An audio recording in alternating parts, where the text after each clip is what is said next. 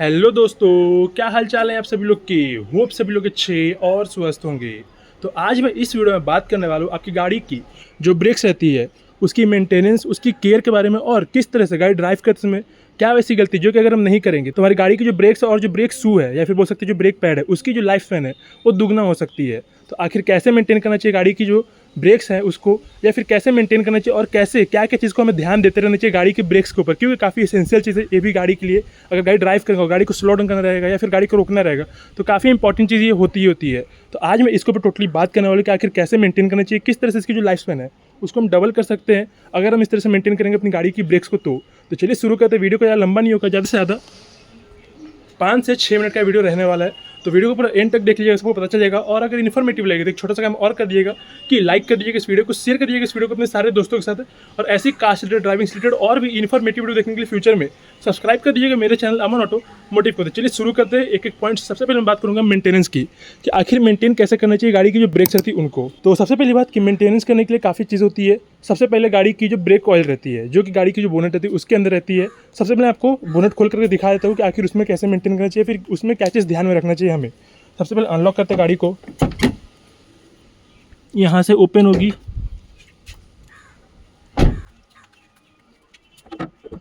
तो जो मैं बात कर रहा था वो थी इस चीज़ की, मतलब कि आपकी जो ये ब्रेक ऑयल की जो बॉक्स आपको दिख रही होगी, यहाँ पे आपको इसकी बॉक्स के ऊपर ही मीन और मैक्स का ऑप्शन या फिर लिख करके दिया जाता है, जिससे आपको पता चल सके, फिर अपने घर में आप इसको जज कर सकते हैं कितना रहेगा।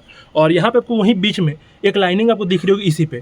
तो अगर वो जो लाइन है या फिर आपको जो वहाँ पे मार्कर दिया हुआ है, अगर उससे जो इसकी लिक्विड है, मतलब कि जो ब्रेक ऑयल है उसके अगर लिक्विड नीचे चले जाती है तो उससे आपको दिक्कत क्या होगा कि गाड़ी की जो ब्रेक्स में उसमें फ्रिक्शन ज़्यादा होने लगेगा, और उससे गाड़ी की ब्रेक्स फ्रिक्शन ज़्यादा करेगी तो घिसेगी ज़्यादा तो उसकी पैड्स बहुत जल्दी खत्म होने लग जाएगी, जिससे आपको काफ़ी ज़्यादा खर्चा होगा। या फिर बोल सकते हैं कि बहुत जल्दी या फिर कोई छोटी वगैरह ट्रिप में भी आपकी गाड़ी की जो ब्रेक्स है वो बहुत जल्दी घिसना चालू कर देगी और बहुत जल्दी वो खत्म हो जाएगी, उसकी लाइफ बहुत जल्दी खत्म हो जाएगी, जो कि आपको खर्चा बढ़ा देगी। आपको फिर से एक बार जो ब्रेक पैड रहती है वो डलवाना पड़ेगा ही पड़ेगा, और साथ ही साथ दोस्तों आपका जो खर्चा वो भी बढ़ेगा। अगली चीज़ की बात कर ले जो कि मेंटेनेंस में रहती है, इसकी रेगुलर चेकअप वो कैसे कराएंगे। अब रेगुलर इन द सेंस की डेली नहीं, आपको कम से कम इसको 2000 किलोमीटर या फिर 1000 किलोमीटर या फिर 1 साल के अंदर इसको चेक कराना ही कराना है कि उसकी पैड्स की लाइफ कितनी बाकी है। अगर नहीं कराता तो उससे दिक्कत क्या होगा कि पता नहीं रह पाएगा, और उससे जो गाड़ी की ब्रेक है उसकी फेलियर के चांस बन सकती है, तो वो दिक्कत होगी। तो आपको इसकी रेगुलर चेकअप कराना चाहिए। गाड़ी की जो ब्रेक्स है उस पर इस तरह से रस्टिंग नहीं लगनी चाहिए, क्योंकि रस्टिंग लगी तो वो भी दिक्कत होगी। गाड़ी के ब्रेक्स पैड को हमेशा चेक करके, हमेशा जाने से पहले एक बार जरूर से चेक करना चाहिए कि किसी लॉन्ग ट्रिप वगैरह पे जा रहे तो, जिससे गाड़ी की ब्रेक्स कैसी है, किस तरह की आपको पता रहेगा, और इससे गाड़ी की जो ब्रेक्स है वो भी तंदुरुस्त या फिर बोल सकते हैं कि सही रहेगी।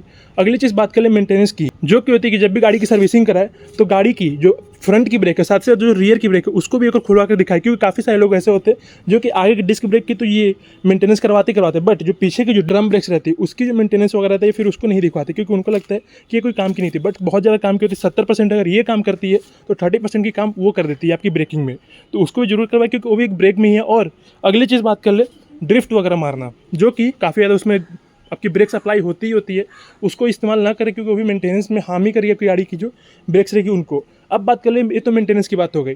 अब बात कर लेते हैं इसकी ड्राइविंग करते समय, कि आखिर ड्राइविंग करते समय क्या क्या वैसी गलती जो कि अगर हम करेंगे तो गाड़ी की जो ब्रेक्स है वो घिसेगी एज़ कम्पेयर टू अगर हम गाड़ी को काफ़ी आराम से भी चलाएंगे तो भी अगर वो गलती करते ब्रेक लेते समय तो भी बहुत जल्दी घिसेगी। तो आखिर क्या क्या होती है, सबसे पहले गाड़ी के अंदर बैठते हैं और मैं आपको यहीं पे दिखाने वाला हूँ कि आखिर क्या क्या वैसी गलती है जो कि हमें नहीं करना चाहिए ब्रेक के साथ। जैसे कि आप ब्रेक पैडल देख रहे होंगे, सबसे पहला चीज़ या फिर सबसे कॉमन चीज़ जो कि आपको पता चल ही गया होगा जो कि होती है इमरजेंसी ब्रेकिंग। मतलब कि अगर गाड़ी ड्राइव कर रहे हैं और अगर सामने अचानक से कोई सामान दिख रहा है या फिर कोई भी ऑब्जेक्ट आ गया, फिर अगर वो ऑब्जेक्ट दिख रहा है हमें दूर से, तो भी गाड़ी को उसके नज़दीक ले जाकर के इस तरह से इमरजेंसी ब्रेकिंग लगा देना।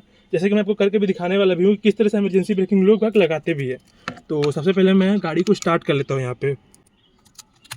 तो जैसे कि मैंने इग्निशन ऑन कर दिया है, और भी हमको ओपन कर लेते हैं। ओपन करके मैं आपको बैक करके एक बार सामने ला करके आपको दिखाता हूँ कि इमरजेंसी ब्रेकिंग कैसे करते हैं। और काफ़ी सारे लोग करते हैं इमरजेंसी ब्रेकिंग, बम्पर वगैरह आ गई अगर नज़दीक आ गई तो ब्रेक लेते समय, और भी तरह तरह के समय पे।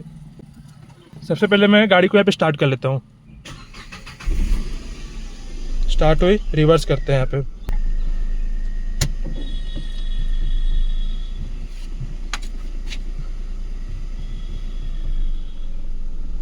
रिवर्स किया। अब मुझे पता है कि वहाँ पे पीछे गाड़ी लगी हुई है, तो मैं पहले से ही जो एक्सीलेटर है उस पर से मैं अपनी पैर को साइड करके रखा हूँ और साथ ही साथ जो ब्रेक है उसको काफ़ी धीरे धीरे प्रेस कर रहे हो, जैसे कि आप यहाँ पे देख पा रहे होंगे। पीछे गया गाड़ी, पीछे गई। अब मुझे पता है तो यहाँ पे मैं हल्का सा ब्रेक इस तरह से लूँगा, बट काफ़ी सारे लोग क्या करेंगे इसी समय, आपको मैं एक बार दिखा दो ट्राइपॉड से फ़ोन को निकाल के। क्या करेंगे कि अगर गाड़ी को आगे ले जा रहे हैं या फिर अगर गाड़ी को चला रहे हैं और अगर उनको बम्पर वगैरह दिख रहा है सामने से भी, मतलब कि दूर से दिख रहा है, तो क्या करेंगे, पहले ब्रेक नहीं लेंगे, इस तरह से इमरजेंसी ब्रेकिंग ऐसे लेंगे, जैसे कि आपको मैं एक बार फिर से दिखाता हूँ।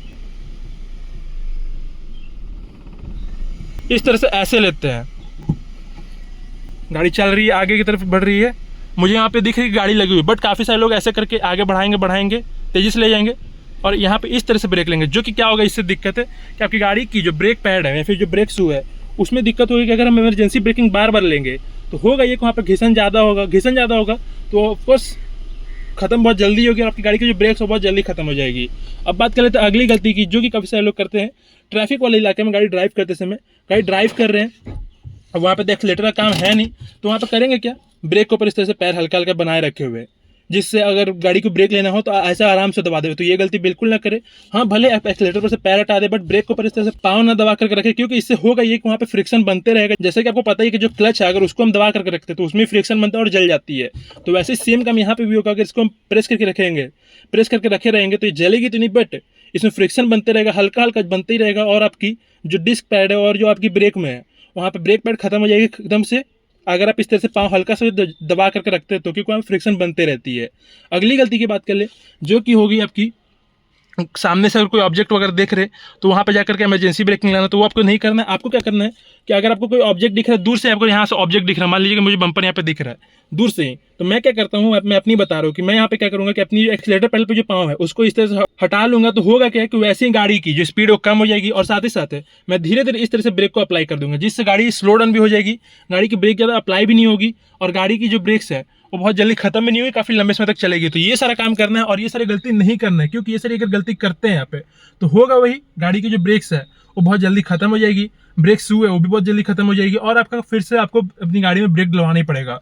काफी बार लोग ऐसा भी करते हैं, गाड़ी की जो ब्रेक ऑयल है उसको काफी लंबे समय से चलाए जा रहे, उसकी जो लेवल है वो कम हो रखी तब भी चलाए जा रहे। तो होता ही है कि अगर उसमें कम होती है तो ऑयल क्या करेगा, वहाँ पे स्मूथनेस करता है, तो वहाँ पे अगर ऑयल कम होगा तो होगा ये कि वहाँ फ्रिक्शन और वेयर एंड टेयर ज्यादा होगा, रबिंग ज्यादा होगा, तो वहाँ पे आपकी गाड़ी की जो ब्रेक शू रहेगी फिर जो ब्रेक पैड रहेगी वो बहुत जल्दी घिस जाएगी। घिसने का कारण ये होगा गाड़ी की जो ब्रेक ऑयल थी उसकी लेवल कम होने के कारण। तो आपको करना ही है कि अगर ज्यादा पुरानी अगर ब्रेक ऑयल उसमें डाली हुई है तो वो करना ही है आपको वहाँ पे कि आपको अपनी गाड़ी की जो ब्रेक ऑयल उसको पूरा ड्रेन आउट करके पूरा नया डलवा देना। नहीं तो अगर आपने कुछ दिन पहले डलाया था और अगर बाई चांस किसी भी रीजन से कम हो रखी है वो, मतलब कि लेवल ऊपर नीचे होता रहता है आपकी क्लाइमेट के हिसाब से भी, अगर कम है तो उसको वापस से रिफिल कराना है, जिससे गाड़ी की जो ब्रेक्स है उसमें ज्यादा वेयर एंड टियर फिर रबिंग वगैरह ना हो। तो होप कि आपको समझ में आया होगा ये सारा काम, और ड्राइविंग करते समय किस तरह से करना है, गाड़ी को ब्रेक्स को कैसे लेना है, कैसे मेंटेन करना है, सारी चीज मैंने आपको बता दी इस वीडियो में। अगर तब भी कोई कमेंट वगैरह होगा आप इस वीडियो से रिलेटेड या फिर कोई क्वेरीज होगी तो आप बेझिझक कमेंट बॉक्स में जाकर मुझे कमेंट कर सकते हैं, जिससे मुझे पता चल सके और मैं उसका जवाब आपको अपनी कमेंट बॉक्स में दूं या फिर किसी अगले वीडियो में मैं आपको दे पाऊँ। तो चलिए मैं एंड करता हूं वीडियो को।